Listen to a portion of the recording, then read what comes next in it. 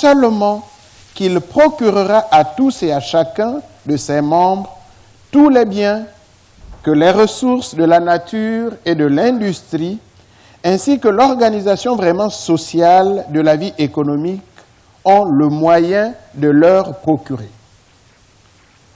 Ces biens doivent être assez.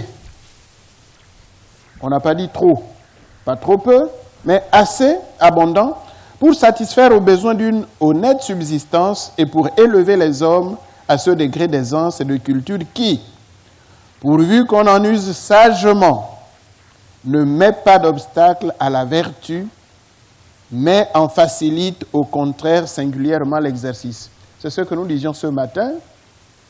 Quand on est dans une misère, une pauvreté extrême, la vertu est difficile à cultiver. Et quand on est dans une opulence exagérée, la vertu peut être enténébrée aussi et faire en sorte que l'on ne soit plus vertueux. Maintenant, développons donc les trois autres principes mentionnés dans le compendium de la doctrine sociale de l'Église, le bien commun, la subsidiarité et la solidarité. Donc, le bien commun. Le bien commun est une conséquence logique de la dignité de la personne. La dignité de la personne, l'unité de la personne, l'égalité de toutes les personnes. Donc de cela découle le principe du bien commun, auquel tout aspect de la vie sociale doit se référer pour trouver sa plénitude. Voilà pourquoi je vous disais que normalement quand l'Église discerne ou essaye d'analyser certaines doctrines sociales, c'est fort de ces principes en s'appuyant sur ces principes et voir s'ils sont conformes à la réalité. Donc de la dignité, de l'unité, de l'égalité de toutes les personnes découle avant tout le principe du bien commun auquel tout aspect de la vie sociale doit se référer pour trouver une plénitude. On entend donc par bien commun, voici une définition donnée par Gaudium Spes, on entend par bien commun cet ensemble de conditions sociales qui permettent tant au groupe qu'à l'individu de leurs membres d'atteindre leur perfection d'une façon plus totale et plus aisée. C'est-à-dire que le bien commun est fonction et de la personne et de toutes les personnes qui constituent la société. Le bien commun, c'est pour favoriser et le vivre ensemble et le vivre individuel. Donc le bien commun engage tous les membres de la société, aucun n'est exempté de collaborer. Donc ce sont tous qui doivent collaborer au bénéfice du bien commun et c'est chacun qui doit collaborer à ce bien commun parce que en collaborant à ce bien commun, on en sera ensuite bénéficiaire.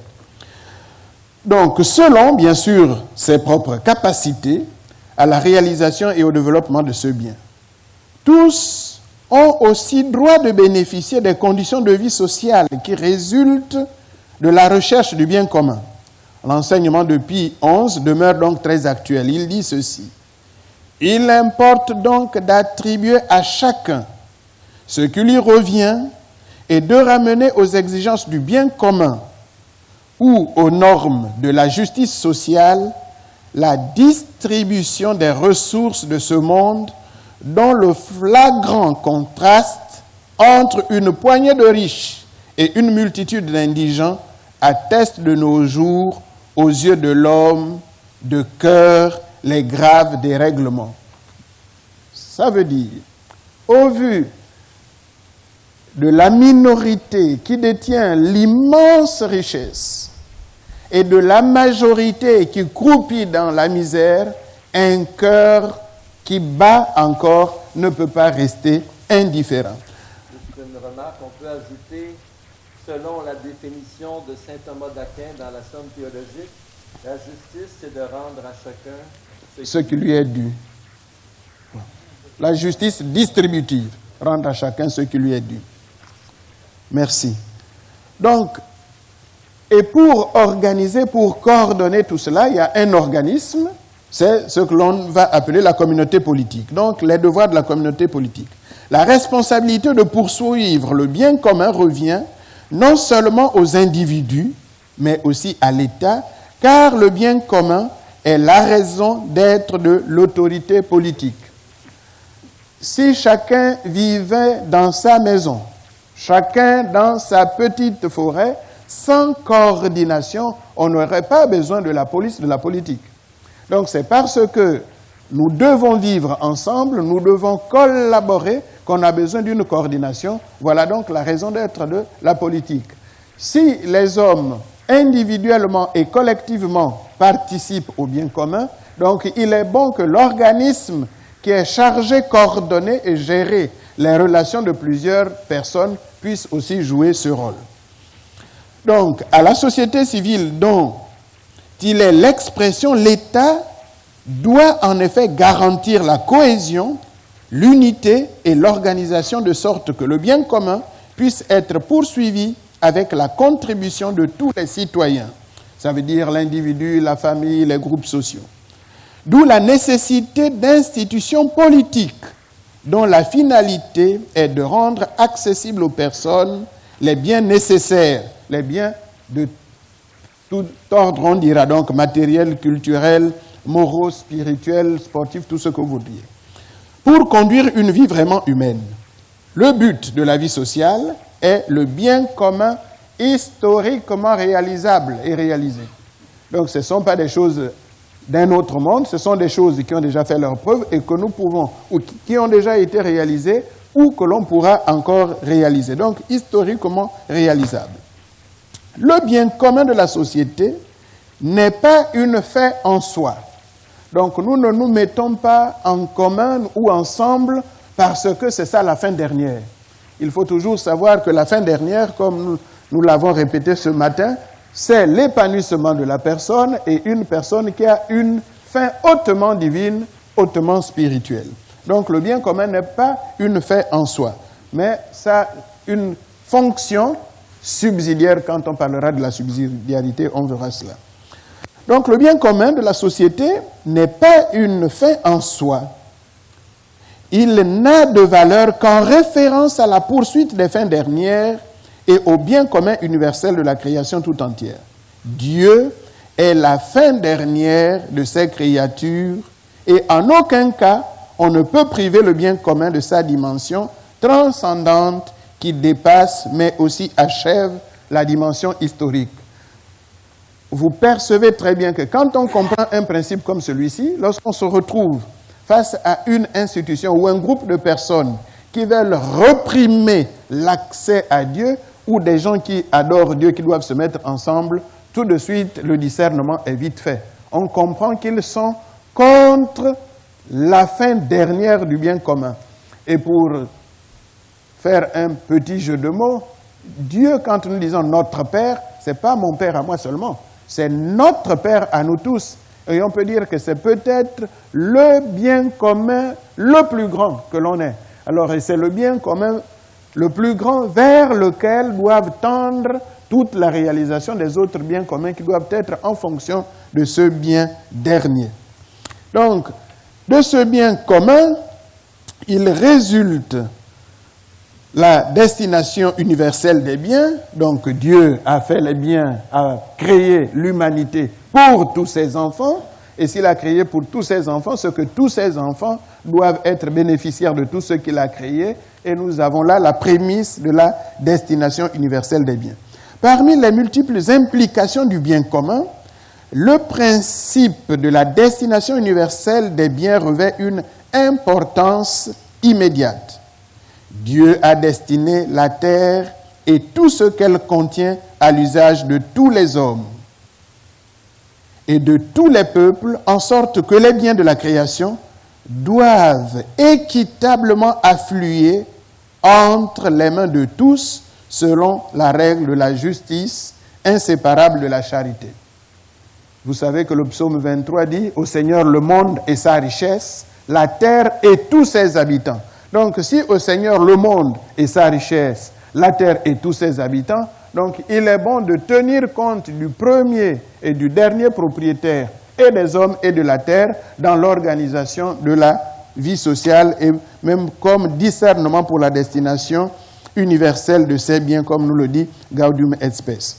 Ce principe est basé sur le fait que la première origine de tout bien est l'acte de Dieu lui-même qui a créé la terre et l'homme, et qui a donné la terre à l'homme pour qu'il la maîtrise par son travail et jouisse de ses fruits, comme nous pouvons le lire dans le premier chapitre de la Genèse,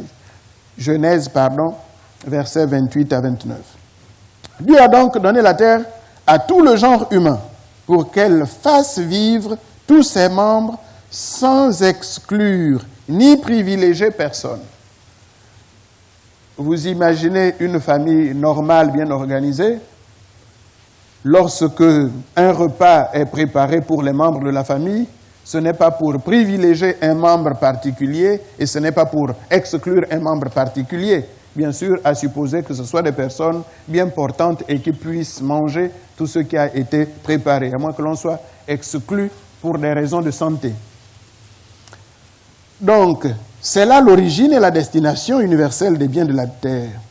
En raison donc de la fécondité même et de ses possibilités de satisfaire les besoins de l'homme, la terre est le premier don de Dieu pour la subsistance humaine, dit le pape Jean-Paul II. En effet, la personne ne peut se passer des biens matériels qui répondent à ses besoins primaires et constituent les conditions de base de son existence. Disons que si nous ne pouvons pas respirer, nous ne pouvons pas boire, nous ne pouvons pas dormir, nous ne pouvons pas nous nourrir pour grandir, eh bien, si vous voulez, la condition minimale pour pouvoir grandir et même adorer Dieu n'étant pas remplie, eh bien, la personne tendra plutôt vers sa déchéance, même si ce n'est pas uniquement le matériel qui est à la base de la vie de l'homme. Mais les besoins primaires doivent être satisfaits parce qu'ils sont à la base de son existence. Et ces biens lui sont absolument indispensables pour se nourrir et croître, pour communiquer, pour s'associer, pour pouvoir réaliser les plus hautes finalités auxquelles elle est appelée, comme nous le dit Pie XII dans son message radio du 1er juin 1941. Donc le principe de la destination universelle des biens de la terre est à la base du droit universel à l'usage des biens. Si Dieu a donné les biens à tout le monde, eh bien, on a donc le droit de pouvoir en être bénéficiaire. Chaque homme doit avoir la possibilité de jouir du bien-être nécessaire à son plein développement. Le principe de l'usage commun des biens est le premier principe de tout l'ordre éthico-social et principe caractéristique de la doctrine sociale chrétienne, dit Jean-Paul II dans son encyclique Sollicitude Rei Socialis au numéro 42. Donc, il s'agit avant tout d'un droit naturel inscrit dans la nature de l'homme et non pas simplement un droit positif. Disons que manger, il ne faut pas attendre qu'il y ait une loi pour manger. Dormir, il ne faut pas attendre qu'il y ait une loi pour dormir. Grandir, il ne faut pas attendre une loi. C'est inscrit directement dans la nature que Dieu lui-même nous a donné, comme le dit Pie XII. Donc, il est un droit originaire, il est inhérent à l'individu, à chaque personne, et il est prioritaire par rapport à toute intervention humaine sur les biens, à tout ordre juridique de ceux-ci, à toute méthode, à tout système économique et social. Donc vous comprenez qu'il est même avant la banque, il est avant la politique, il est avant les constitutions des républiques. Donc aucune constitution ne peut garantir le manger, le dormir, etc. Parce que Dieu a voulu que les choses soient ainsi. Donc tout autre droit, quel qu'il soit, y compris ceux de propriété ou de libre commerce, ils sont subordonnés. Ils n'en doivent donc pas entraver, mais bien au contraire faciliter la réalisation. Et c'est un devoir social grave et urgent de les ramener à leur finalité première. Et nous touchons là, bien sûr, la question de la propriété privée. Et comme nous le verrons peut-être plus loin, on avait attaqué le crédit social d'être entaché de communisme qui enlève à la personne la propriété. Or, au vu et au su de ce que nous disons, et comme on le verra plus loin, bien au contraire.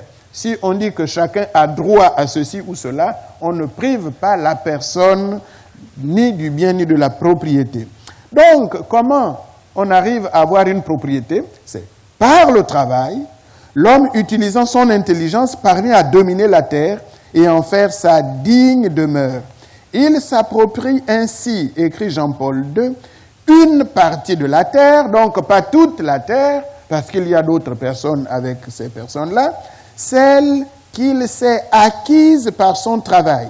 C'est là l'origine de la propriété individuelle. Donc ça suppose le travail, ça suppose la domination de cette partie, mais une partie et pas toute la terre comme les autres voudraient peut-être l'acheter. La propriété privée et les autres formes de possession privée des biens assurent à chacun une zone indispensable d'autonomie personnelle et familiale. Il faut les regarder comme un prolongement de la liberté humaine. Et du reste, lorsque quelqu'un est privé de sa liberté, on ne l'amène pas chez elle, on amène cette personne en prison. Donc un endroit dont la personne ne peut pas disposer à gré, ou de plein gré ou de plein droit. Donc la propriété privée est élément essentiel d'une politique économique authentiquement sociale et démocratique. Et c'est aussi la garantie d'un ordre social juste. Si un ordre social ou économique ne peut pas garantir la propriété privée, on peut mettre une croix, et vous comprenez, comme nous l'avons dit ce matin, pourquoi, ne serait-ce que sur ce chapitre-là, le communisme est à bannir déjà.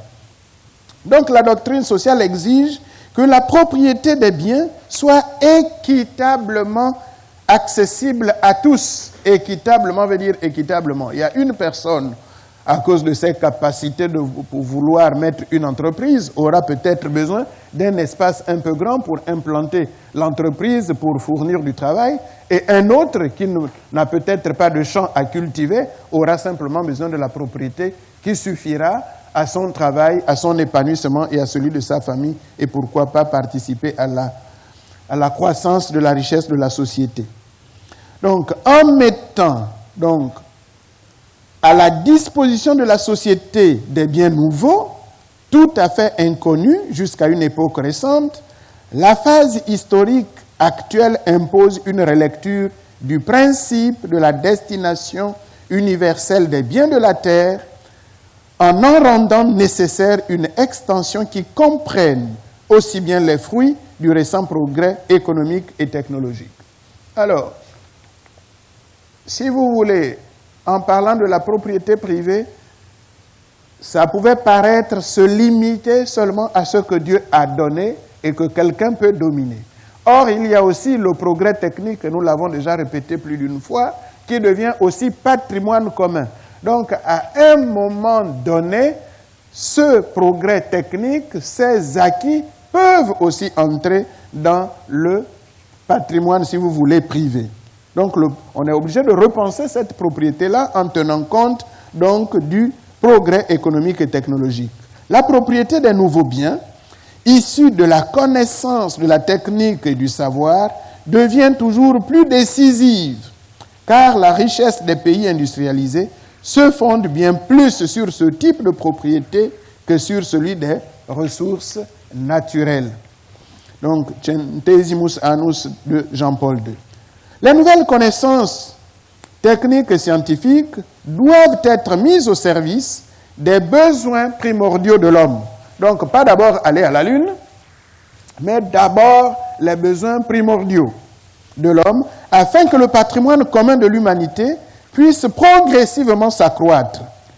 Il faut rompre donc les barrières et les monopoles qui maintiennent de nombreux peuples en marge du développement, assurer à tous les individus et à toutes les nations les conditions élémentaires qui permettent de participer au développement. C'est encore Jean-Paul II qui nous le dit. Donc, que tous soient réellement capitalistes, parce que nous sommes tous co-héritiers et de la nature et du progrès scientifique et technologique. Donc, que tous soient réellement capitalistes et aient accès aux biens de la terre, Cela serait rendu possible par le dividende du crédit social. On en a déjà parlé. Comme il a été fait mention dans les leçons précédentes, l'homme, par son travail, hérite d'un double patrimoine, lequel, c'était aussi l'une des questions du cours. Donc, il y a les ressources naturelles et tout ce que les autres ont déjà élaboré à partir des ressources naturelles. Voilà le double héritage que nous avons reçu et qui nous rend tous capitalistes.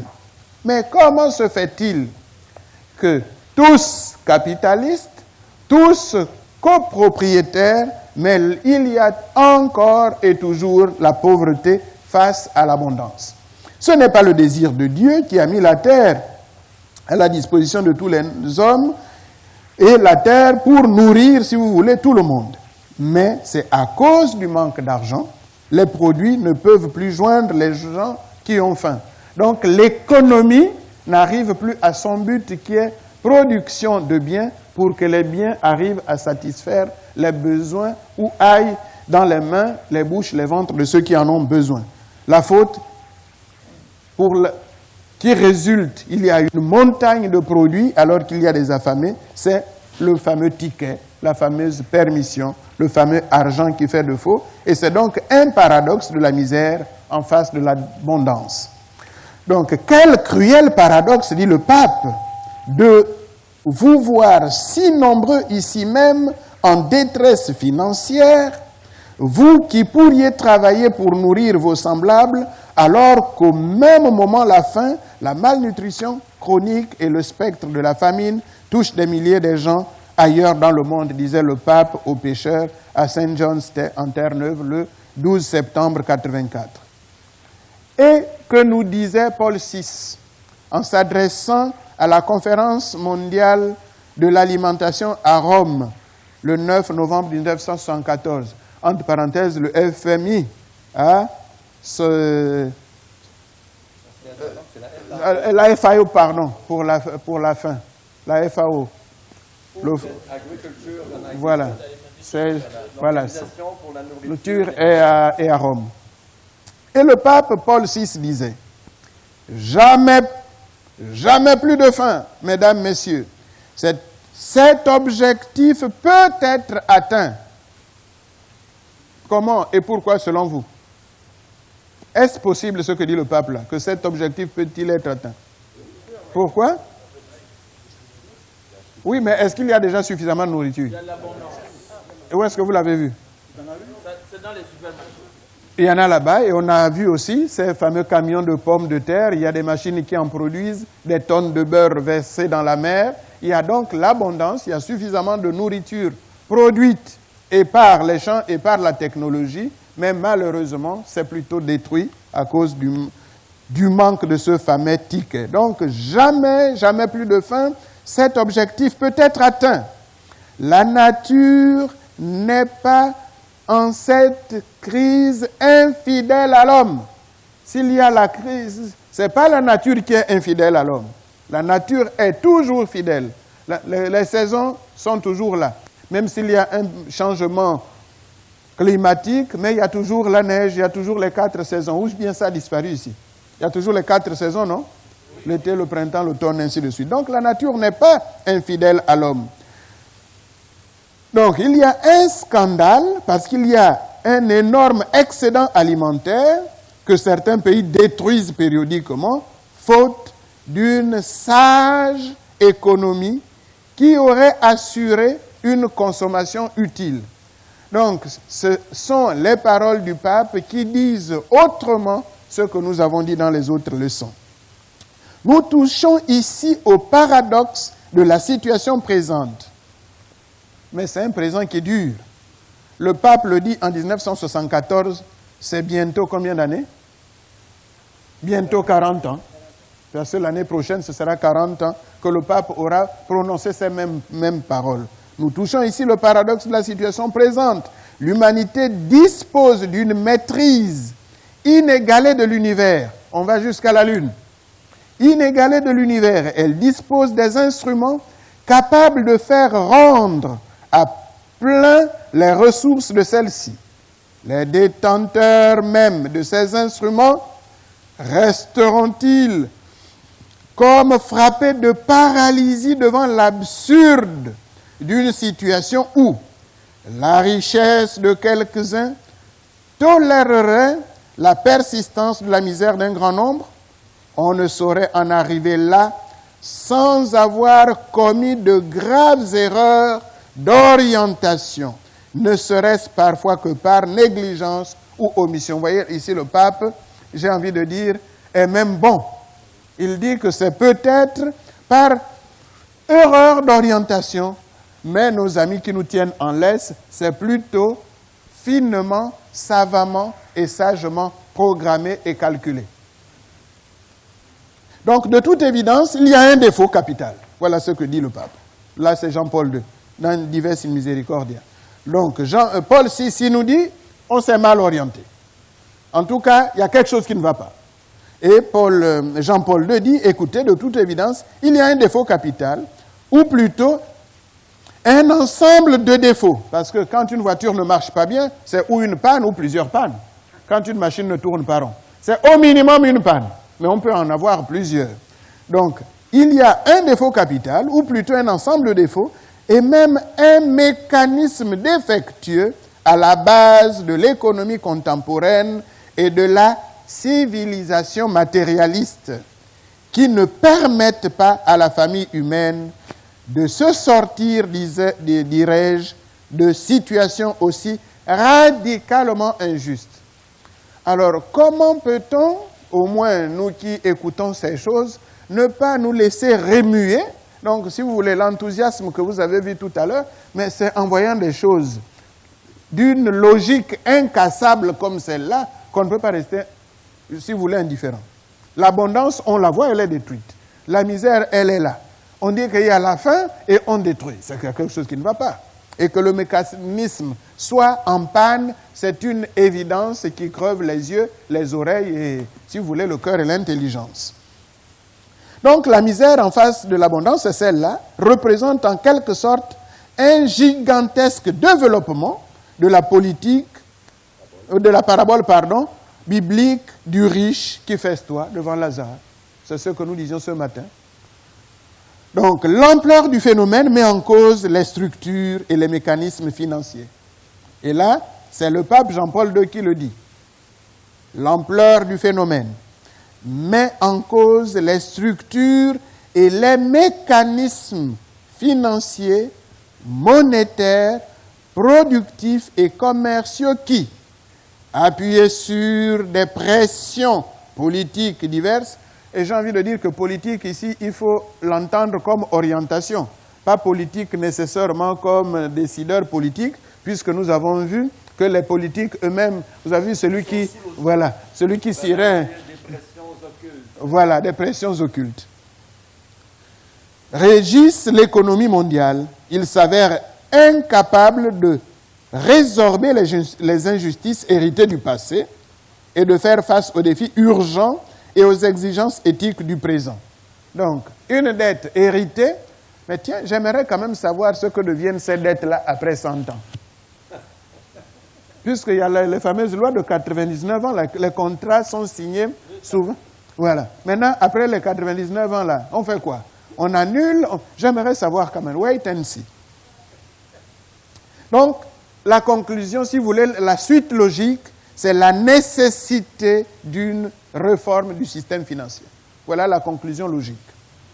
Donc, les papes dénoncent la dictature de l'argent rare et demandent une réforme des systèmes financiers et économiques, l'établissement d'un système économique au service de l'homme, confère le premier pilier.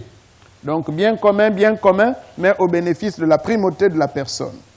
Donc, il est nécessaire, écrit Jean-Paul II, il est nécessaire de dénoncer l'existence de mécanismes économiques, financiers et sociaux qui, bien que menés par la volonté des hommes, donc ce sont les hommes eux-mêmes qui mènent cela. Ce n'est pas l'aléa de la nature, ce n'est pas tsunami, ce n'est pas Katarina. Donc c'est la volonté des hommes cela, ce n'est pas un volcan. Donc rendant plus rigides les situations de richesse des uns et de pauvreté des autres. C'est les hommes qui décident que certains soient pauvres et que d'autres soient riches. Ça, ce n'est pas le bon Dieu, ça. Mais de temps en temps, on croit que c'est le bon Dieu qui est à la base des injustices. Donc, et le pape continue, dit, je fais appel à tous. Là, ce n'est pas moi qui parle. C'est le pape qui dit, je fais appel à tous. Donc, à chacun de vous. Enfin, tous, non? Je fais appel à tous. Donc, à tous les chargés, oui, mais d'abord à tous. D'abord à tous, il faut s'arrêter là. C'est exprès que je dis. À tous. Bon, maintenant, nous lisons la phrase, on va voir si vous ne tombez pas dans le panneau. À tous les chargés de pouvoir, afin qu'ensemble, vous n'avez pas un pouvoir. Vous avez le pouvoir de dire oui, et vous avez le pouvoir de dire non. Même s'il va se référer peut-être au pouvoir politique. Donc, de pouvoir, afin qu'ensemble, ils s'efforcent de trouver les solutions aux problèmes de l'heure. Quand je disais tous, pourquoi sommes-nous ici? C'est pour réfléchir ensemble et trouver, sinon essayer de comprendre et le problème et les solutions proposées. Donc, je reprends, je fais appel à tous les chargés de pouvoir, afin qu'ensemble, ils s'efforcent de trouver les solutions aux problèmes de l'heure. Ce qui suppose, 1. Une restructuration de l'économie de manière à ce que les besoins humains l'emportent toujours sur le gain financier.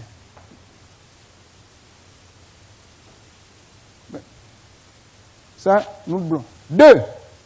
Une condition essentielle est donnée à l'économie. Une condition essentielle est de donner à l'économie un sens humain et une logique.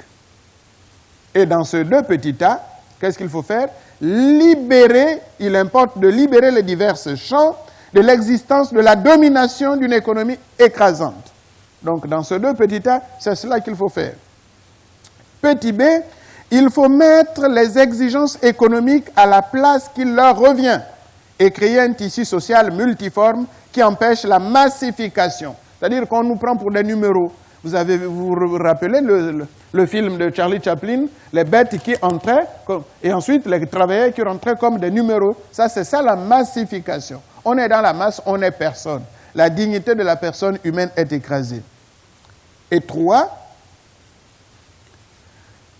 chrétiens, en quelque lieu que vous soyez, vous avez vu le tous de tout à l'heure, assumez votre part de responsabilité.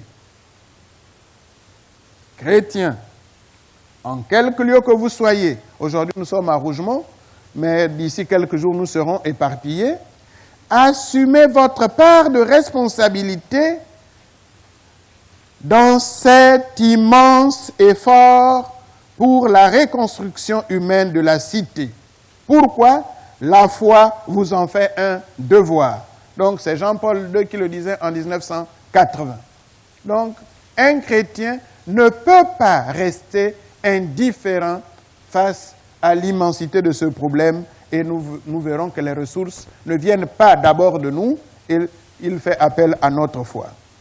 Donc, et avec cela, nous allons passer au principe donc de subsidiarité qui a encore été repris et énoncé par le pape Benoît XVI dans son encyclique Deus Caritas Est, en disant que l'Église est la famille de Dieu dans le monde. Dans cette famille, personne ne doit souffrir par le manque du nécessaire. S'il est vrai que nous formons une famille, il n'est pas bon que certains membres de la famille mangent au point d'en jeter et d'autres meurent de faim.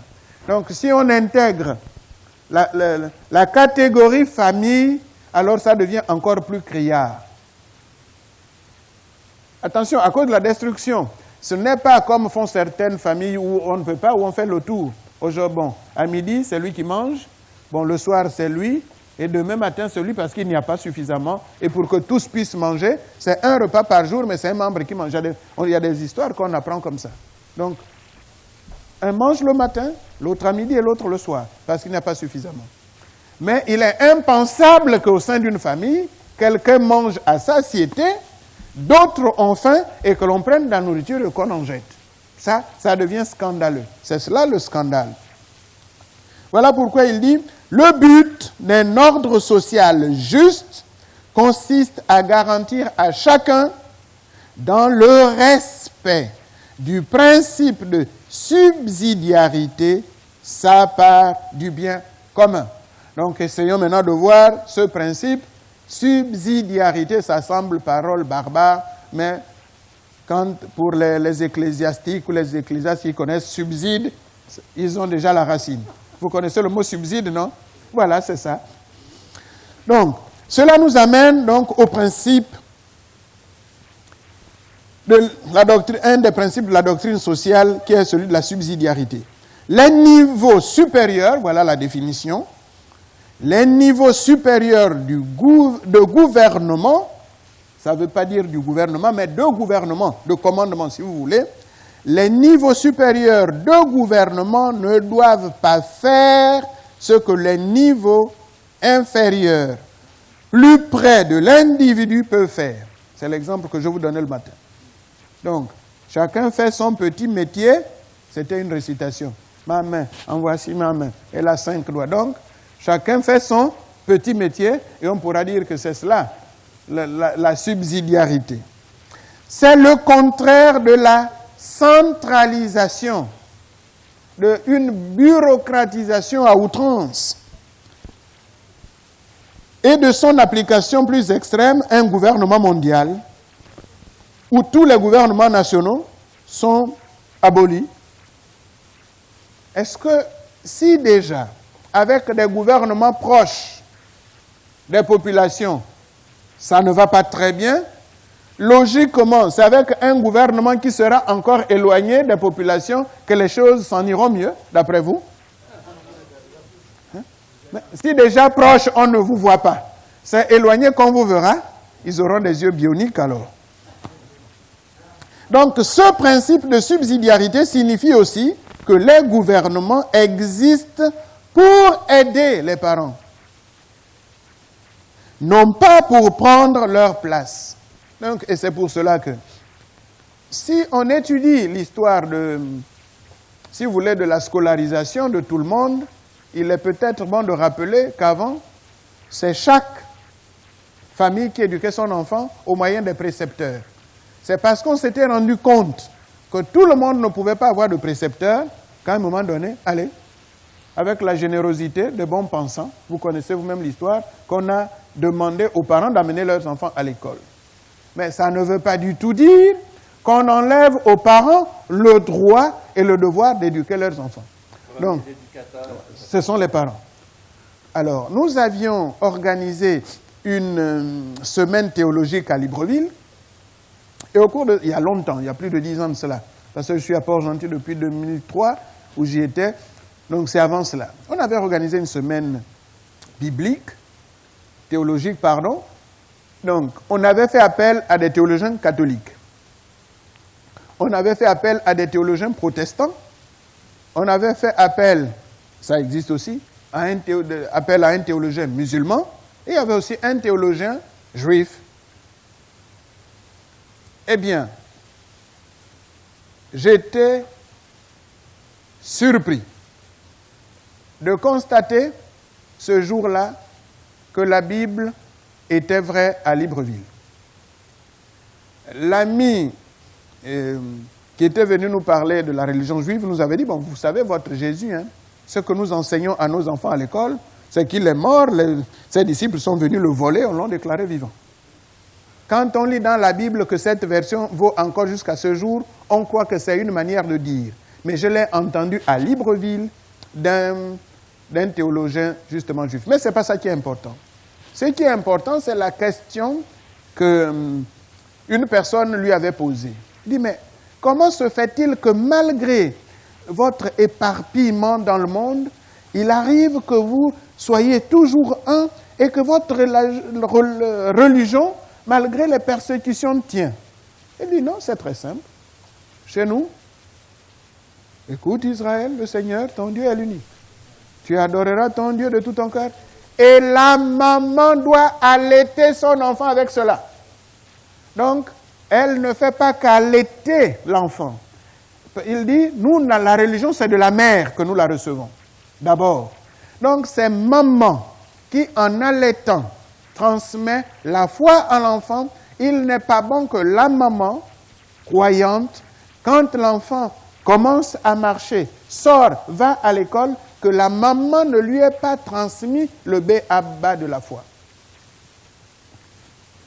Alors, on était agréablement et positivement surpris de sa réponse, et on peut demander maintenant aux chrétiens et aux chrétiennes. Ce sont ce que nous avons vu, je par délicatesse, il ne faut pas trop blesser, ce que nous avons vu dans le film de Charlie Chaplin, ceux qui venaient avant, on comprend que quand ils font les enfants, ils ne s'en occupent pas. Parce qu'ils ne savent même pas si l'enfant a une âme.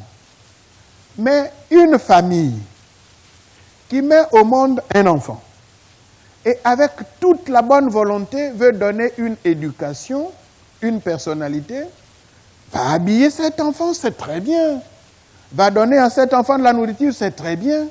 Mais si la famille est chrétienne, ne pas se soucier de transmettre la foi à cet enfant, eh bien, on démissionne. Et je crois que c'est plus dommageable à l'enfant que tous les biens que l'on peut donner. Parce que tous ces biens-là, à un moment donné, un tsunami peut tout faire disparaître, alors que la foi ensemencée en une âme, c'est pour le salut éternel. Et la fête d'aujourd'hui peut encore nous le confirmer. Monique, qui s'était rendu compte qu'il ne suffisait pas d'engendrer Augustin, encore fallait-il qu'Augustin puisse aller au ciel, n'avait pas hésité de prier pendant 20 ans, après lui avoir déjà donné une éducation en étant enfant, mais qu'il avait jeté par la fenêtre. Donc, c'est quand des gouvernements décident qu'il n'y a plus de religion.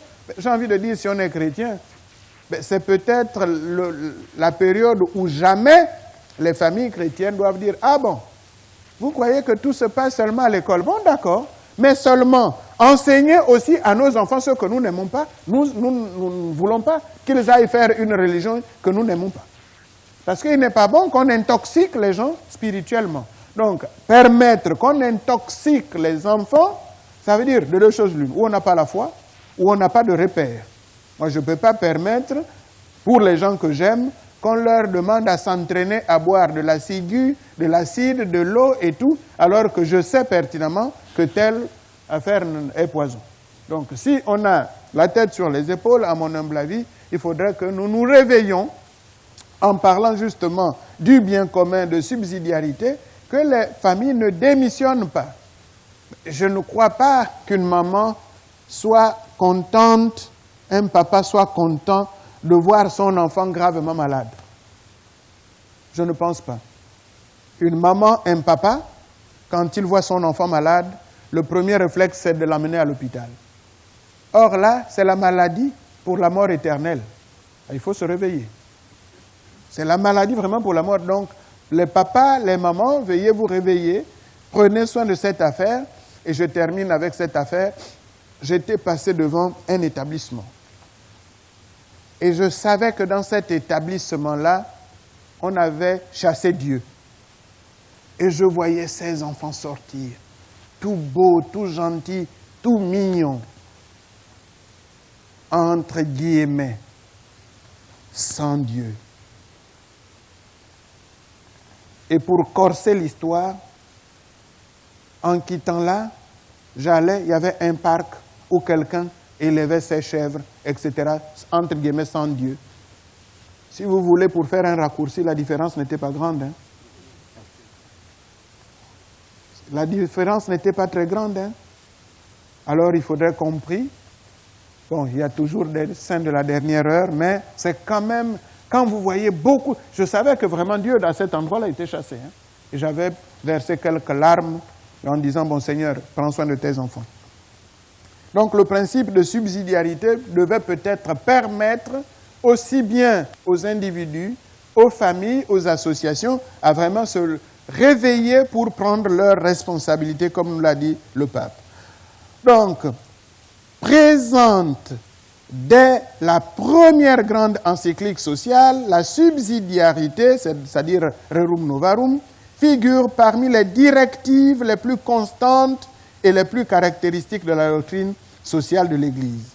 Il est impossible de promouvoir la dignité de la personne si ce n'est en prenant soin de la famille, des groupes, des associations, des réalités territoriales locales, bref, de toutes les expressions associatives de type économique, social, culturel, sportif, récréatif, professionnel, politique, auxquelles les personnes donnent spontanément vie et qui rendent possible leur croissance sociale effective.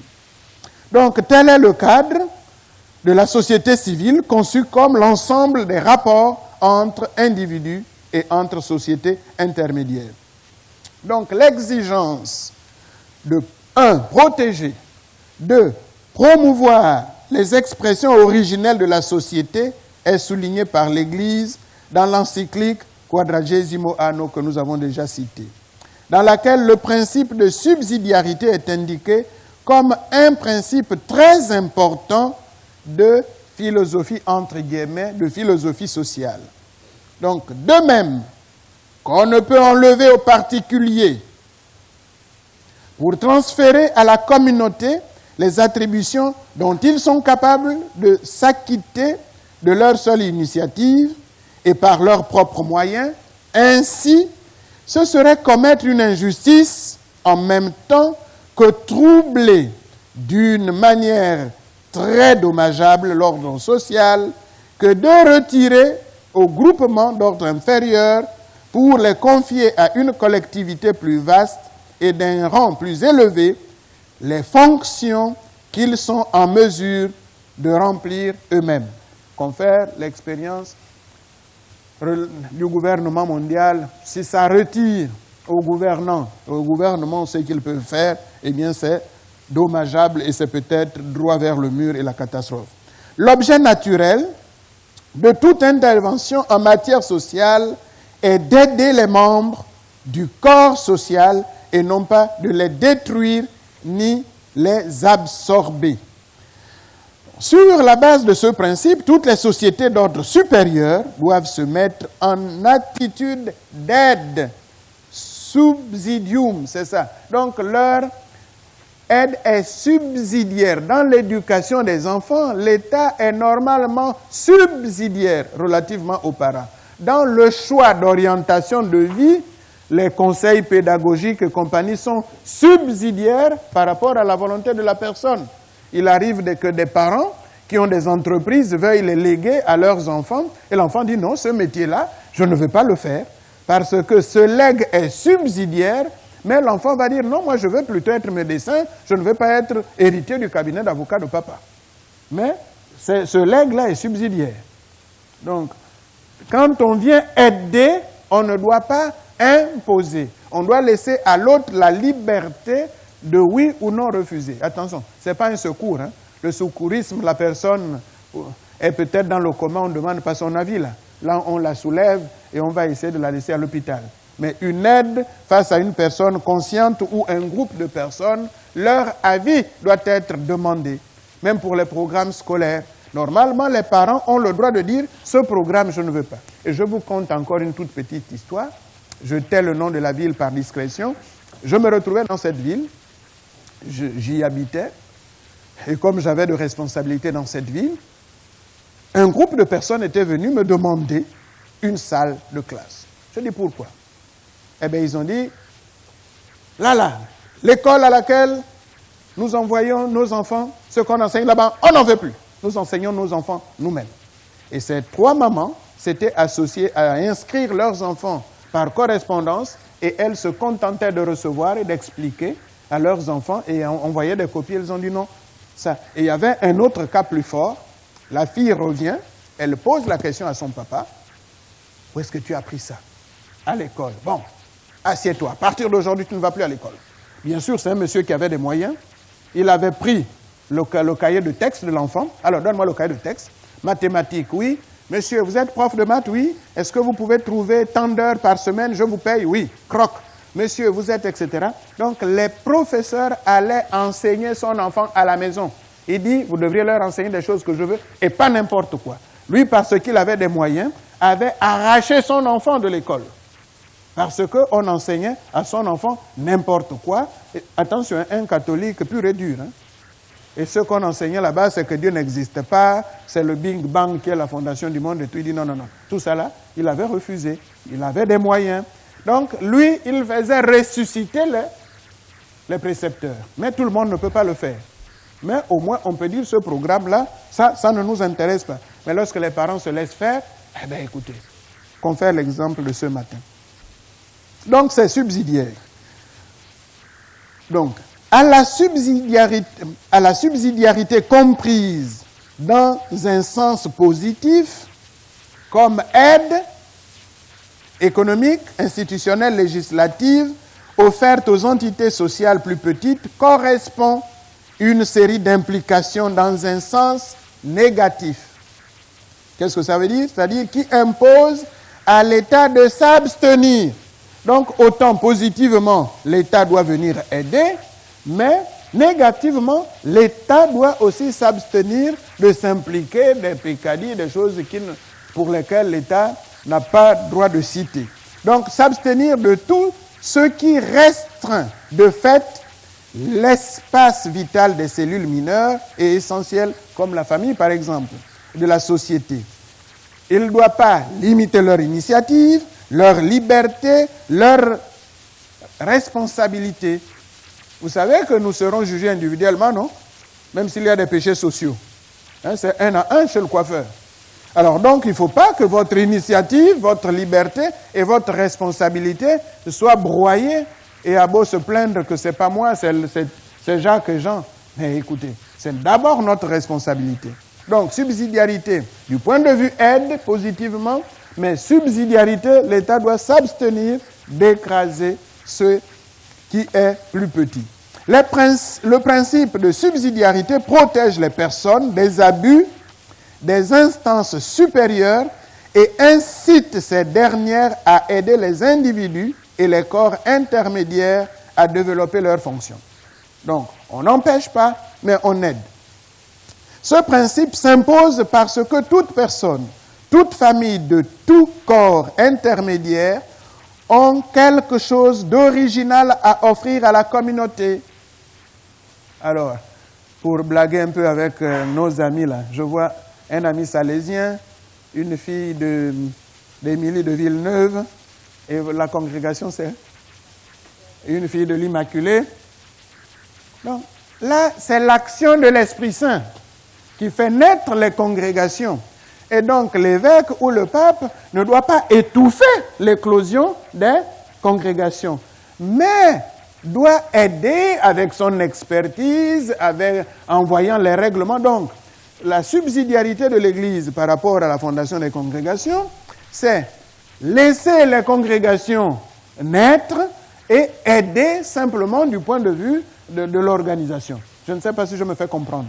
Donc, comme pour l'Église relativement aux congrégations, ça devait plus ou moins être de même relativement, bon, au niveau du gouvernement, relativement aux instances inférieures. Et donc, ce principe protège, nous avons dit, l'expérience atteste que la négation de la subsidiarité ou sa limitation au nom d'une prétendue démocratisation ou égalité de tous dans la société limite et parfois même annule l'esprit de liberté et d'initiative. Certaines formes de concentration, de bureaucratisation, d'assistance, de présence injustifiée et excessive de l'État et de l'appareil public contrastent avec le principe de subsidiarité. Et nous touchons le problème de l'État-providence. Et justement, l'État-providence, qui doit être toujours et partout, est contre ce principe de subsidiarité. C'est pour cela que lui, Évin dit, pour accomplir ses fonctions propres, César ne doit pas recourir à des moyens qui empêchent les personnes, les familles d'accomplir les leurs, parce qu'il n'accomplit pas ce redressement que lui seul peut accomplir. César sort de son rôle, accumule des fonctions, s'en autorise pour imposer des charges lourdes, parfois ruineuses, aux citoyens et aux familles. Il devient ainsi l'instrument d'une dictature financière qu'il devrait plutôt abattre. Donc, César ne doit pas être au service de la dictature financière, mais plutôt au service du peuple. Ces fonctions que l'État accumule, au lieu de corriger le système financier, créent une bureaucratie monstrueuse, avec une armée de fonctionnaires qui embêtent plus les citoyens qu'elle ne les sert. C'est ce que dit le pape dans son encyclique aussi, quand il dénonce l'État-providence en disant « On a assisté récemment à un important élargissement du cadre de ces interventions, c'est-à-dire de l'État, ce qui a emmené à constituer en quelque sorte un État de type nouveau, l'État-providence, l'État du bien-être. Cependant, au cours de ces dernières années en particulier, des excès ou des abus assez nombreux ont provoqué des critiques sévères de l'état du bien-être qui provoquent la déperdition des forces humaines, l'hypertrophie des appareils publics, animés par une logique bureaucratique plus que par la préoccupation d'être au service des usagers avec une croissance énorme de dépenses. La solution, indique le Saint-Père, est de respecter le principe de subsidiarité, ne pas interférer dans les compétences des familles et des niveaux de gouvernement inférieurs, car les besoins sont mieux connus par ceux qui en sont plus proches. La plupart des taxes aujourd'hui sont inutiles, injustifiées même, ne serait-ce que la fameuse dette publique. Parce que si les taxes c'est pour payer une dette, comme nous avons vu dans les exemples, un pont s'il doit être payé 50 fois, 10 fois, eh bien cette taxe-là, elle est inutile, injuste, et il faudrait l'abolir. Donc la plupart des taxes aujourd'hui sont injustes et inutiles et pourraient être éliminées dans le système du crédit social. La partie la plus injuste de ces taxes et qui n'a aucune raison d'être, voilà pourquoi il faut l'éliminer, est celle qui sert à payer le service de la dette. Parce qu'on ne paye pas la dette, mais on paye plutôt les intérêts de la dette. Alors que les pauvres citoyens, on ne les avait même pas consultés par référendum avant de contracter cette dette-là. Si on les avait au moins consultés, ainsi peut-être que ça pourrait se comprendre. Et nous arrivons donc aux 8 béatitudes, si vous voulez. Oui? Il y a 4 heures, c'est l'heure de la pause. Ah, d'accord. Bon, mais peut-être qu'on voit les 8 béatitudes, comme ça, ils vont méditer sur ça. Donc, les 8 béatitudes de la subsidiarité. Donc, l'application du principe de subsidiarité correspond. 1. Première béatitude. Le respect et la promotion effective de la primauté de la personne et de la famille. Donc, respect, qui est premier, c'est la personne et la famille. 2. La mise en valeur des associations et des organismes intermédiaires dans leurs choix fondamentaux et dans tout ce qui ne peuvent pas être délégués ou assumés par d'autres. Ça, c'est le deuxième point. 3. L'encouragement offert à l'initiative privée, de sorte que tout organisme social, avec ses spécificités, demeure au service du bien commun. 4. L'articulation pluraliste de la société et la représentation de ses forces vitales. 5. La sauvegarde des droits de l'homme et des minorités. 6. La décentralisation bureaucratique et administrative. 7. L'équilibre entre la sphère publique et la sphère privée avec la reconnaissance correspondante de la fonction sociale du privé. Donc, et 8. Une responsabilisation appropriée du citoyen dans son rôle en tant que partie active de la réalité politique et sociale. Donc voilà un peu par rapport à cela. Et il ne restera plus que la famille qui est la première société, on en a parlé, Et un salaire pour une mère de foyer serait une très bonne chose parce qu'elle abat un travail considérable quant à l'éducation des familles. Et la personne qui nous avait enseigné l'italien autrefois avait un doctorat en droit. Mais elle avait dit aussi longtemps que son enfant n'aura pas 14 ans, elle ne veut pas chercher du travail parce que sinon, elle ne va pas éduquer son enfant qui s'appelait Luca. Donc, elle disait, mon mari travaille, ce que gagne mon mari nous suffit, moi je ne travaille pas. Et dernièrement, quand on se séparait, son enfant avait déjà ses 14 ans et Fulvia avait cherché du travail. Donc, parce qu'elle se sentait responsable de l'éducation de son enfant. Si on lui donnait un salaire par rapport à ce travail, ça ne lui aurait jamais fait du bien. À se répercuter très négativement aussi dans les pays actuellement les plus favorisés. Et nous avons vu que le problème de la dette, il se pose bien dans les pays du Sud comme il se pose dans les pays du Nord. Donc, il y a déjà automatiquement une répercussion, même s'il y a de la spoliation. Et pour nous, c'est un devoir chrétien que d'être solidaire. Donc, c'est un devoir et une obligation pour tout chrétien de travailler à l'établissement de la justice et d'un meilleur système économique. La question que nous pouvons nous poser est la suivante. Est-il normal que, voyant le problème, nous disions que nous ne devrions pas l'affronter? Le faire, c'est peut-être de la négligence de notre part. Je vois beaucoup de prêtres ici, je vois beaucoup de religieuses. Je ne sais pas, dans notre vie, nous tous ici, qui avons un certain âge, avons eu la chance de voir, d'apercevoir ou de rencontrer un bienheureux, ne serait-ce qu'à la télévision, Jean-Paul II. Nous l'avons tous rencontré, non? Mais à part Jean-Paul II, bon, combien de bienheureux avons-nous rencontrés?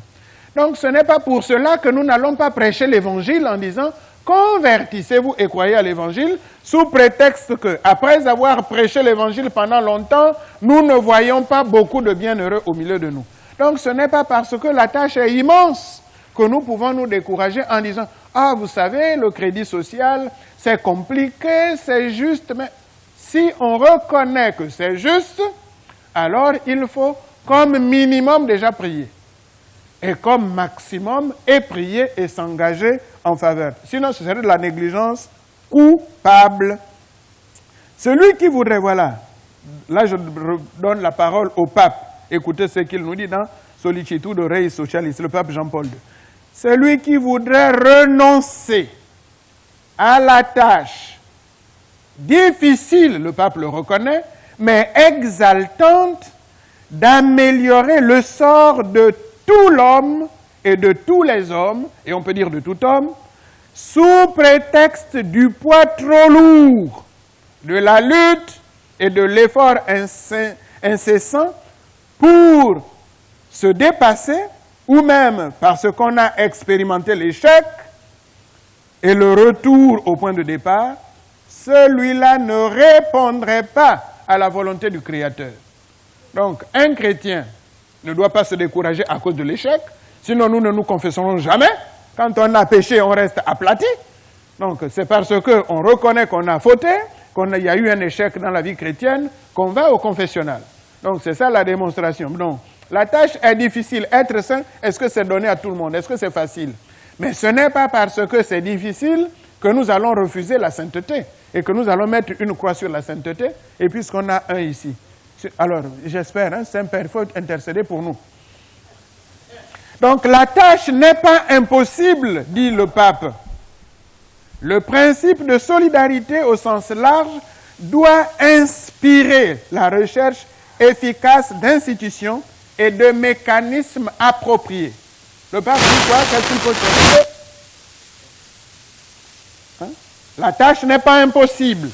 Le principe de solidarité au sens large doit inspirer la recherche efficace de quoi?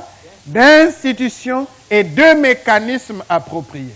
Bon, là, je crois qu'avec nos amis pèlerins de Saint-Michel, c'est peut-être déjà une institution et il y a un mécanisme déjà proposé. Donc, pour refuser ce mécanisme-là, il faut avoir un meilleur. Mais si on n'en a pas, au moins la paresse nous dicterait au moins d'étudier celui qui existe déjà. Ne serait-ce que la paresse. Voilà donc le crédit social. Donc il s'agit aussi bien de l'ordre des échanges, où il faut se laisser guider par les lois d'une saine compétition, que de l'ordre d'une plus ample et plus immédiate redistribution des richesses. C'est ce que dit aussi le crédit social. Là, quand le pape Jean-Paul II l'écrivait dans Redemptor Hominis, numéro 16, je ne sais pas s'il avait les pèlerins de Saint-Michel en mémoire ouvert demain, mais le même esprit qui inspirait Douglas, le même esprit qui a accompagné Jean-Louis Évin, le même esprit qui guide les pèlerins de Saint-Michel et notre rencontre devrait aussi guider toute notre activité parce que c'est un problème réel, c'est un problème gravissime et ne pas le regarder et ne pas essayer d'étudier à fond la solution, ça peut être de la négligence coupable parce que le dogme dit relativement à l'acceptation du message même chrétien. Ceux qui, sans faute de leur part, n'ont pas eu la possibilité de connaître le message du Christ et ont suivi la voie de leur conscience, ils seront jugés sur ça. Mais quelqu'un qui a connu le message du Christ a dit à Jésus, écoute, je n'en veux pas, il tourne le dos, et la sentence devient compliquée là.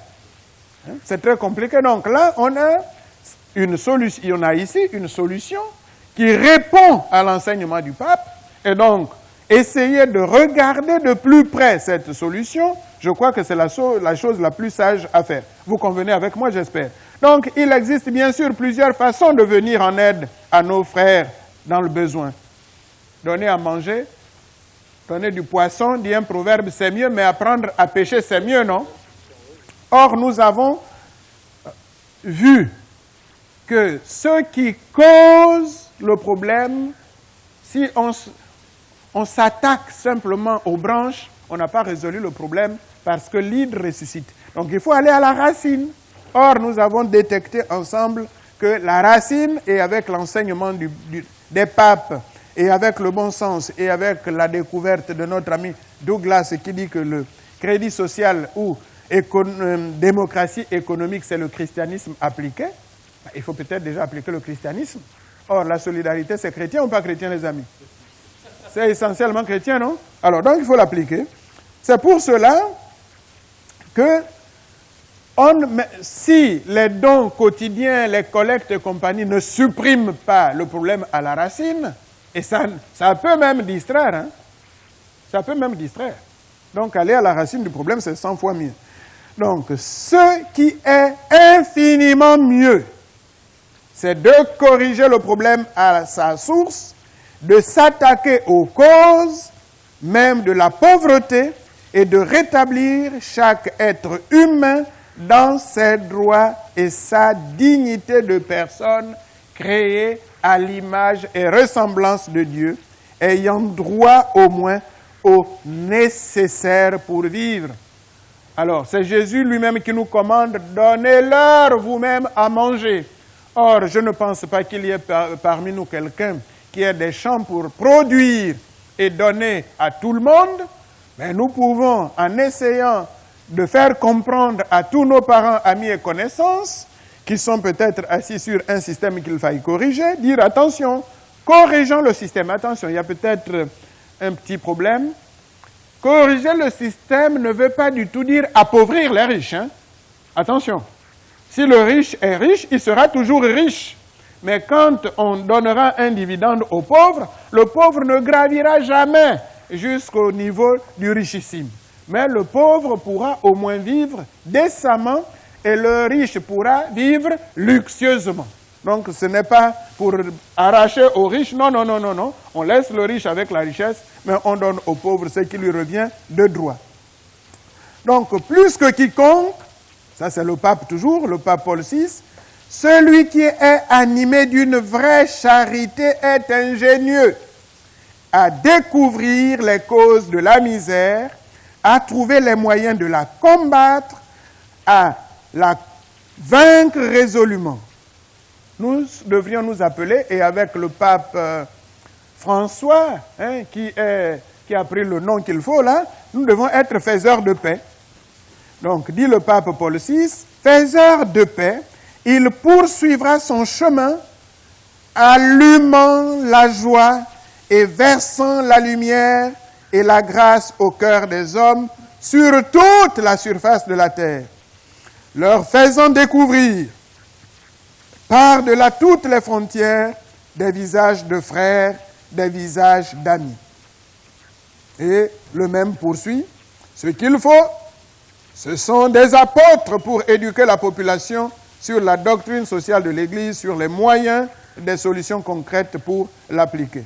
Et j'insiste, je persiste et je signe qu'avec le crédit social, avec la démocratie économique, on a déjà une solution. J'espère que nous avons bien compris le vote économique. Le professeur Pilote nous disait, quand vous votez politiquement, votre vote, premièrement, vous avez eu la chance que la personne que vous avez votée a été élue. C'est pas sûr qu'elle applique ce que vous voudriez. Hein? Une fois élue, elle va appliquer la politique du parti, la politique de la pression sociale, mais pas nécessairement vos intentions. Donc vous avez voté pour quelqu'un, il est élu, mais pas nécessairement, je dis bien. Bon, au pire des cas, vous avez voté pour quelqu'un, mais il n'a pas eu la majorité, donc il n'a pas été élu. Donc le vote politique, aussi bon soit-il, et cette démocratie-là est défendue partout, au prix quelquefois de morts humaines, s'il fait déjà un bien qui est mi-figue, mi-raisin, le vote économique, par contre, avec le bulletin, quand vous avez $1, vous voulez acheter un pain, c'est effectivement un pain qu'on vous donne. Donc, il n'y a pas, vous ne doutez de rien, le prix d'un pain, vous le mettez, vous avez le pain. Et vous le consommez à volonté aussi. Donc, disons que c'est un vote démocratique, direct et satisfaisant. Alors que l'autre, c'est un vote politique, démocratique, peut-être satisfaisant, peut-être, mais pas assurément satisfaisant. Sinon, il n'y aurait pas de grève, ainsi de suite. J'espère que c'est un peu clair cette histoire de vote que nous a expliqué Alain Pilote. Donc, ce qu'il faut, c'est des apôtres pour dire aux gens, pour éduquer les gens de devenir des démocratiques économiques, donc des créditistes. Vous tous qui avez entendu l'appel des peuples souffrants, vous tous qui travaillez à y répondre, vous êtes les apôtres du bon et vrai développement qui n'est pas la richesse égoïste et aimée pour elle-même, mais l'économie au service de l'homme, le pain quotidien distribué à tous comme source de fraternité et signe de providence. Donc, ce sont les paroles du pape. Donc, ces attitudes et ces structures de péché, c'est-à-dire, quelles sont les attitudes ou structures de péché? C'est la soif d'argent et la soif de pouvoir. Donc, argent, pouvoir, pouvoir, argent. La soif, si vous voulez, insatiable de ces deux choses, crée une structure de péché. Donc, ces attitudes et ces structures de péché ne peuvent être vaincues, dit le pape, bien entendu avec l'aide de la grâce divine, que par une attitude diamétralement opposée, se dépenser pour le bien du prochain. Autrefois, on nous disait, par exemple, si c'est ici la grâce, on nous disait que se convertir, c'était, si je vais dans cette direction, c'est aller dans la direction opposée. C'est ça, se convertir, non? C'est ça qu'on nous a expliqué quand on était petit. Alors, donc, nous, ensemble, si nous voyons que la direction que nous avons prise économiquement nous mène droit contre le mur, eh bien, je crois que c'est la conversion qu'il faut. Allez, on se retourne, on dit, on va quand même essayer de voir le crédit social, ce que ça va donner. Puisque les systèmes que nous avons n'ont pas toujours donné satisfaction, nous ne risquons rien d'essayer. On pourra toujours revenir si ça ne marche pas. Est-ce vrai ou faux? Donc, on peut toujours essayer. Et si ça ne marche pas, la possibilité de faire ressusciter ce que nous connaissons déjà est d'au moins 90%. Mais ne pas essayer ce qui semble résoudre le problème et qui ne tuera personne, je crois que ce n'est pas humain. Donc, voilà un peu. Et, bien sûr, il faut maintenant appliquer tous ces principes-là. Donc, principe et application. Certains diront que les papes n'ont jamais approuvé publiquement le crédit social. Les amis, moi, je ne sais même pas ce qu'on appelle approuver ici. Si approuver, c'est mettre et prendre un papier avec en tête, mettre les cachets, là, il n'y en a pas. Mais toutes les citations des papes que nous avons eu entendre, qui disent la même chose que Douglas, qui disent la même chose que Louis Évin, je ne pense pas qu'il faille chercher encore beaucoup d'autres approbations, non? Si on dit la même chose, est-ce que vraiment il faut encore des tampons et des cachets? Hein? Mon ami, on va au restaurant, oui, on va au restaurant. On est allé au restaurant, on a mangé. Est-ce qu'on a besoin souvent de cachets? Bref, et je nous comprends tous. C'est ça le crédit social. C'est donc le discrédit social, c'est-à-dire le manque de confiance réciproque qui fait en sorte que nous n'essayons pas de regarder dans la même direction. C'est le manque de confiance. Mais si on a confiance et on trouve quelque chose, nous serions quand même... J'ai une mauvaise idée qui me vient à l'esprit. La mauvaise idée est la suivante. Nous sommes en l'an 2013. Nous avons la grâce de connaître cette affaire. Mais imaginez que nous laissions tomber cela et que peut-être seulement dans 50 ans, maintenant les gens fassent revivre cela et qu'ils soient dans la prospérité. C'est vrai que si on est au ciel, on n'aura rien perdu, mais ce serait quand même dommage. Nous aurons été couillons quand même, non? D'avoir côtoyé quelque chose de possible, de bon, de l'avoir négligé et d'attendre que ce soit les générations futures à le faire. Ce serait de la négligence coupable. Vous ne trouvez pas? Donc, à mon humble avis, maintenant que les termes sont les mêmes, en tout cas, c'est comme si certains passages des encycliques étaient des copies certifiées conformes de certaines propositions créditistes. Je crois qu'il faut essayer le système. Alors, en fait, les papes n'approuveront jamais publiquement un système économique. Les papes ne vous ont jamais dit « soyez capitalistes ». Ils n'ont jamais dit ça. Ils ont dit « c'est un système, mais qui a besoin de correction ».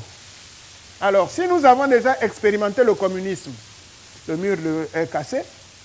Si nous expérimentons le capitalisme, mais ça ne satisfait pas pleinement, en expérimentant celui-ci, eh bien, expérimentons-le ensemble et on verra ce qu'il donne. Donc, les papes ne vont pas nous donner des solutions techniques, ils ne font qu'établir les principes sur lesquels doit être basé tout système économique véritablement au service de la personne humaine et ils laissent aux fidèles le soin d'appliquer le système qui appliquerait le mieux ces principes. Qui appliquerait le mieux. Donc, avant de rechercher mieux, eh bien, appliquons celui-ci. Les amis, maintenant, nous avons la grâce et la chance de devoir et de pouvoir traverser les continents, partir de l'Europe ou de l'Afrique ici, peut-être en 7 ou 8 heures. Mais nous ne pouvions pas, si nous avions vécu en l'an 1800, attendre les avions, les Boeing et les, je ne sais pas moi quel autre type d'avion, les Airbus. Bon, nous attendrons quand on aura des Airbus pour aller de l'autre côté. On emprunte d'abord le bateau qui va faire peut-être 1 mois. Et maintenant, ceux qui naîtront à l'ère de l'Airbus et du Boeing, ils prendront ces avions-là. Donc nous maintenant, quel est le Boeing, quel est l'avion que nous allons prendre? Nous prenons d'abord une solution donnée. Maintenant, si dans 1000 ans, il y aura une solution meilleure, mais nous laisserons l'application de cette solution meilleure aux gens qui naîtront au cours de cette période. Mais nous ne pouvons pas refuser de monter déjà dans le bateau qui est disponible pour faire la traversée sous prétexte que ce n'est pas encore parfait. Et le parfait, vous savez qu'il viendra quand? Vous savez qu'il viendra quand? Voici un système concret. Donc, à notre connaissance, aucune autre solution n'appliquerait aussi parfaitement la doctrine sociale de l'Église que le crédit social. C'est pourquoi Louis Évin, grand catholique, qui ne manquait pas de logique quand on l'écoute, ne se gênait pas pour faire ressortir les liens entre le crédit social et la doctrine sociale de l'Église. Et je crois que vous en êtes convaincus depuis que nous sommes là. Un autre qui était convaincu que le crédit social est christianisme appliqué, c'est qui? Douglas l'avait déjà dit. Lui, déjà, en homme de génie, en ingénieur, scientifiquement, avait montré que voilà ce qu'il faut. Donc, qu'est-ce que nous voulons? On veut des scientifiques qui nous donnent des formules scientifiques. Et nous avons besoin des chrétiens qui mettent aussi ces formules scientifiques en orbite ou en application. Je ne pense pas que les chrétiens catholiques vont aujourd'hui refuser la loi de la gravitation ou de la chute des corps, non? Les scientifiques ont découvert ça, nous appliquons. Vrai ou faux? Nous allons refuser ces lois-là, ou des logarithmes, ou que sais-je encore. Alors, écoutez un avis d'une personne, alors c'est à cause de lui que je nous dis attention, il ne faut pas que l'on soit négligent. Donc, voilà ce que dit le père Peter Kofed, qui était docteur en philosophie et professeur au collège de Maynooth, je ne sais plus comment vous prononcez là-bas, en Irlande. Voici ce qu'il écrivait à un jésuite canadien qui s'appelait le père Richard. On est en mars 1932. En 1932, voilà ce que disent les autres. Les difficultés posées par vos questions, donc il répond au père, ne peuvent être résolues que par la réforme du système financier du capitalisme. On est en 1932. Selon les lignes suggérées par le major Douglas et l'école créditiste du crédit. Et l'école créditiste, ce sont les pèlerins de Saint-Michel. C'est le système financier actuel qui est à la racine des maux du capitalisme. Donc nous n'avons pas dit mort capitalisme, mais c'est le système qui a miné le capitalisme à la base. Nous n'allons pas quand même tuer tous les malades parce qu'ils sont malades, non? Nous devons soigner les malades. Le capitalisme, c'est le malade, mais nous voulons simplement le soigner pour qu'il vive et qu'il court même mieux. Voilà, donc c'est cela. Alors, donc voilà, c'est le capitalisme, dit-il. L'exactitude, écoutez bien les paroles, bien. Ah ben écoutez, c'est un docteur quand même qui parle. L'exactitude de l'analyse faite par Douglas n'a jamais été réfutée. Et la réforme qu'il propose, avec sa fameuse formule d'ajustement des prix, est la seule réforme qui aille jusqu'à la racine du mal, point de suspension. Et dans certains pays, on parle, par exemple au Gabon, on parle de péréquation. Mais c'est quoi la péréquation, si ce n'est déjà entrevoir aussi cela, hein? C'est quoi la compensation, etc. Donc c'est un peu cela. Donc l'étude du crédit social, par 9 théologiens, on va terminer, c'est qu'en fait, le crédit social n'a pas eu que des applaudisseurs. Le crédit social a eu aussi des détracteurs. Est-ce qu'il y a quelque chose d'étonnant? Jésus lui-même n'a pas eu que des gens qui l'applaudissaient, non? Jésus a eu des détracteurs, vrai ou faux? Le christianisme lui-même, à sa naissance, a eu des détracteurs. La preuve, ce sont les martyrs. Donc, il n'est pas étonnant que quelque chose de logique et de véridique puisse avoir ses détracteurs. Donc, aussitôt que l'ingénieur écossais Clifford Hugh Douglas publia ses premiers écrits sur le crédit social, les financiers firent tout en leur pouvoir pour faire taire la voix de Douglas ou déformer sa doctrine. Donc on fait taire ou on déforme, car ils savaient que l'application des principes du crédit social mettrait fin à leur contrôle de la création de l'argent. Ça ne vous dit pas quelque chose? On a vu une invention ici, des voitures qui peuvent rouler avec le gaz seulement, d'autres avec de l'eau. Est-ce que ces voitures sont-elles favorisées? Non. Donc, comme ces voitures qui pourraient résoudre le problème de transport ne sont-elles pas favorisées, de même ne le fit-il pas le crédit social de Douglas, tel quel. Donc, les mêmes causes produisant les mêmes effets, un problème, disons une solution, qui vient résoudre le problème en donnant beaucoup plus de possibilités aux personnes, libérant les esclaves d'Égypte. C'est pas bon, hein? Pharaon vous poursuit, hein? Donc, si vous êtes esclave en Égypte et Moïse vous a libéré, à un moment donné, on dit, c'est pas bon cette affaire-là. Il faut encore poursuivre pour les asservir. Donc, si vous voulez, tout système, même le christianisme, qui veut mettre l'homme debout et qui veut que les gens soient libres, est toujours torpillé pour que la liberté soit prise en étau, en cage encore. Donc, ça a été combattu. Attention, lorsque Louis Evin commença à répandre les principes du crédit social au Canada français en 1935, une des accusations colportées par les financiers était que le crédit social était du socialisme ou du communisme. Qu'est-ce qu'on devait faire? Eh bien, il faut étudier la question. Donc, en 1939, les évêques catholiques du Québec chargèrent une commission de 9 théologiens d'étudier le crédit social en regard de la doctrine sociale de l'Église pour savoir s'il était entaché de socialisme. Que firent nos théologiens? Les 9 conclurent qu'il n'y avait rien dans la doctrine du crédit social qui était contraire à l'enseignement de l'Église. Donc, ça, ce sont 9 théologiens qui avaient été mandatés par les évêques du Québec. Étudiez-nous la question. Les 9 théologiens, c'est souvent impair, parce que quand on est pair, après, le vote est difficile. Avec un nombre impair, facilement, on a la majorité. Donc, quand vous faites les élections, si vous êtes pair, hein, ça peut vous compliquer la vie. Mais après, vous êtes obligé de choisir la personne, bon, selon certains critères. Donc, ils ont conclu que ce n'était pas contraire à l'enseignement de l'Église et que tout catholique était donc libre d'y adhérer sans danger. Est-ce qu'il y a mieux? Alors, juste la méthode de travail. Donc, la commission a tout d'abord déterminé le champ de l'étude, ce qu'il devait faire. Ensuite, la commission avait défini le socialisme. Donc, il devait répondre à la question. Ensuite, la commission a formulé en proposition les principes essentiels du crédit social. Si vous voulez, il y a l'accusation.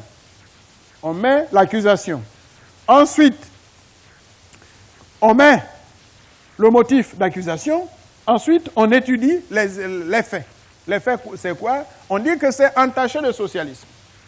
Donc, on définit le socialisme. Donc, leur but est de voir, d'étudier si les propositions du crédit social sont entachées de socialisme. Et ensuite, c'est quoi le socialisme? Quelles sont effectivement ces propositions?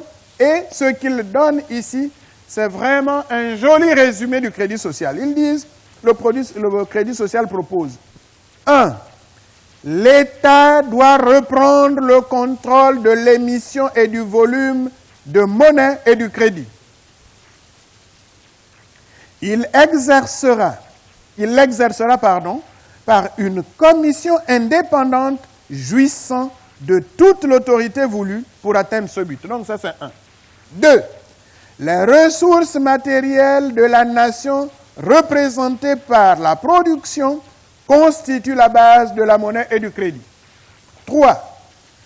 En tout temps, l'émission de la monnaie et du crédit devrait se mesurer sur le mouvement de la production de façon qu'un sain équilibre se maintienne constamment entre celui-ci et la consommation. Cet équilibre est assuré partiellement du moins par le moyen d'un escompte dont le taux varierait nécessairement avec les fluctuations même de la production. 4. Le système économique actuel, grâce aux nombreuses découvertes et inventions qui favorisent, produit une abondance insoupçonnée de biens en même temps qu'il réduit la main-d'œuvre et engendre un chômage permanent. Une partie importante de la population se trouve ainsi privée de tout pouvoir d'achat des biens créés pour elle et non pas pour quelques individus ou groupes particuliers seulement. Pour que tous puissent avoir une part de l'héritage culturel légué par leurs prédécesseurs, le crédit social propose un dividende dont la quantité sera déterminée par la masse des biens à consommer. Ce dividende sera versé à chaque citoyen à titre de citoyen qu'il ait ou non d'autres sources de revenus. Donc, il s'agit maintenant de voir s'il y a des traces de socialisme. Donc, maintenant, ils étudient. Première proposition, est-ce qu'il y a traces de socialisme? Alors là, ils sont très forts. Ils citent le pape Pie IX, il n'y a pas mieux. Pie XI, pardon. Donc, par rapport à la première question, ils citent Pie XI. Est-ce que des théologiens qui citent un pape ne font-ils pas bien leur travail? Et ensuite, ils continuent en s'appuyant sur saint Thomas, sur les problèmes de monnaie. Bref, ils rendent leur jugement, si vous voulez, en suivant la méthode de saint Thomas, question par question, pour conclure. Donc, la commission répond donc négativement à la question. Le crédit social est-il entaché de socialisme? La commission dit, elle ne voit pas comment on pourrait condamner au nom de l'Église et de sa doctrine sociale les principes essentiels de ce système tels qu'exposés précédemment. Donc, pour avoir une condamnation du crédit social, ce n'est pas à Rome qu'il faut aller. Pie XII m'a répondu. Alors, si vous voulez, on vous lit le début du paragraphe pour que vous compreniez. Donc, ce rapport des théologiens n'avait pas fait l'affaire des financiers. Donc, les financiers disent, écoutez, il faut donc aller à Rome, puisqu'ils ont échoué sur place. Si vous voulez, ils vont en appel. On peut dire cela, non? Ils vont donc en appel, et voilà. De retour, donc, l'évêque du Québec, de retour de Rome, après avoir rencontré le pape, de retour au Québec, cet évêque fit rapport aux hommes d'affaires. Pour avoir une condamnation du crédit social, ce n'est pas à Rome qu'il faut aller. Pie XII m'a répondu. Le crédit social créerait dans le monde un climat qui permettrait l'épanouissement de la famille et du christianisme. Voilà ce qu'avait répondu Pie XII. Qu'est-ce que l'on veut encore comme appui? Voilà ce qu'avait dit Pie XII. Eh bien, ça prend l'aide du ciel. Donc, nous sommes engagés dans une bataille pour le christianisme et il est surprenant de voir de combien de façons cela est vrai en pratique. Une de ces façons passe presque inaperçue, sauf dans ses dérivations, l'emphase placée par l'Église catholique romaine sur la famille et l'effort implacable et constant des communistes et des socialistes qui, avec les financiers internationaux, forment le véritable corps de l'Antichrist pour détruire l'idée même de la famille et lui substituer l'État.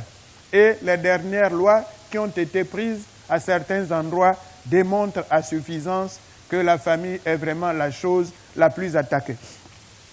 Et dernièrement, le Conseil pontifical pour la famille nous avait fait un rapport, on était réunis à Nassérac, comment c'était toute une stratégie, parce qu'on avait compris que la famille est la cellule fondamentale de la société, alors il fallait injecter un virus dans cette cellule puisqu'elle puisse faire évoluer une espèce de cancer social et que la famille soit détruite.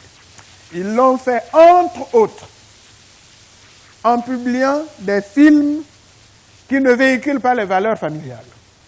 Et certains films ont des titres peut-être inoffensifs dans certaines langues, mais dans d'autres langues, les titres sont compliqués. Quand vous avez Beautiful, bon, ce qui est Beautiful n'est pas nécessairement bon. Mais quand le même film est traduit top modèle, c'est que c'est cela le modèle qu'il faut. C'est le top du modèle. Et bien sûr, ces films-là, quand on les a suivis 100 fois, 1000 fois, ça a érodé la conscience. On a maintenant une conscience qui n'est plus droite. Elle est maintenant laxiste. Et bien sûr, le diable prend possession, si vous voulez, des personnes. Donc, les pèlerins de Saint-Michel si vous avez compris ce qu'on a pu voir maintenant, s'appuie et sur des données scientifiques données par une personnalité de renom, d'une part, et surtout, avant tout, et en même temps, sur l'évangile proclamé par la voix du vicaire du Christ qui est le pape. Donc c'est pour cela que le magistère, on pourra dire qu'il y a d'un côté le crédit social comme application du message de la doctrine sociale et de l'autre, il y a l'enseignement de l'Église pour nous aider. Je dois encore continuer ou bien je peux m'arrêter là pour le...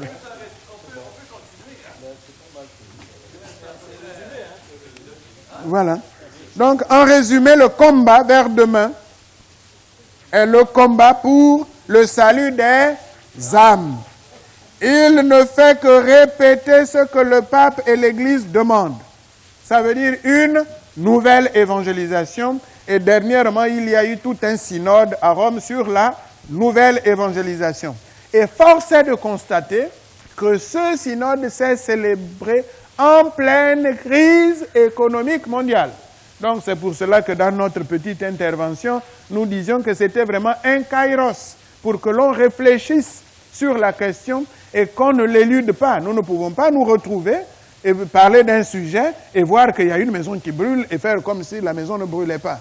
Or, il faut vivre, ensuite philosopher, non? Si on ne vit pas, on ne peut pas philosopher. Donc, rappeler les principes chrétiens de base à des chrétiens qui les ont malheureusement oubliés ou qui ont cessé de les mettre en pratique et une restructuration des systèmes économiques. Donc, être un pèlerin de Saint-Michel dans l'œuvre de vers demain est donc l'une des vocations les plus urgentes et nécessaires de l'heure, qui parmi ceux qui lisent, qui entendent ces paroles, auront la grâce de répondre à cet appel, à cette vocation. Mais vous tous qui entendez, vous avez déjà la grâce. Et donc, si vous refusez la grâce que vous entendez, moi, j'enlève mes mains, j'enlève mon corps, comme on dit chez moi au Gabon. C'est-à-dire que j'ai tout dit, ce que j'ai pu dire. Maintenant, ceux qui ne veulent plus écouter, je serais quand même désolant. Le Christ disait, en conclusion de tout ce qu'il nous disait, ceux qui ont des oreilles pour entendre, qu'ils entendent. Donc, quelle est donc grande et importante l'œuvre de Louis Évin? Que tous ceux qui ont soif de justice se mettent donc à l'étudier, à répandre le crédit social en prenant un abonnement de Vers demain. Pourquoi un abonnement de Vers demain? Mais c'est parce que dans Vers demain, vous retrouverez et ces enseignements et beaucoup d'autres qui sont des approfondissements ou des aggiornamenti, parce que vous savez que la société évolue et ce message-là n'est pas mis au congélateur et on le ressort pour le réchauffer. Non, il faut aussi tenir compte de la société environnante. Donc, c'est pour cela qu'avec Vers demain, qui est le journal des pèlerins de Saint-Michel, vous pourrez toujours avoir l'information plus ou moins en temps réel pour avoir un aggiornamento. Que Dieu vous bénisse tous.